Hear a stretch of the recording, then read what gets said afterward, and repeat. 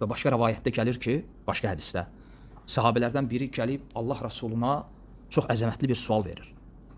Deyir ki, ey Allahın Rasulu, insanları asiliklər içərisində ən çox cəhənnəmə salan əməl hansı olacaq? Və ya insanların yəni cəhənnəmə düşmələrinə ən çox səbəb olan nə olacaq? Allah Rasulü iki şey qeyd edir. Dil və bir də övrət. Və ona görə Allah Azze və Cəllə buyurur ki, وَلَا تَقْرَبُ الزِّنَا Zinaya yaxın durmayın. Fikir versəz ayədə demədi ki, zina etməyin.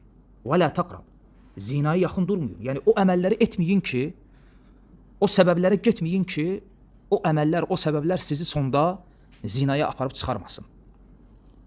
Və zinaya Allah qorusun aparıb çıxaran ən böyük səbəblərdən biri baxmaqdır. Və alimlər deyirlər ki, ən-nazra aslu şəhvə. Yəni baxmaq əslində şəhvətin əslidir. Əsl mayası odur. Birinci insan baxır, gözünü yığışdırmır haramdan və sonra o baxış fikir əmələ gətirir. İnsan beynində canlandırır, fikirləşir.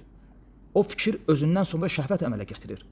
O şəhvət özündən sonra istək, iradə əmələ gətirir. İnsan artıq başlayır istəməyə. Sonra o istək bir müddətdən sonra əzmə çevrilir.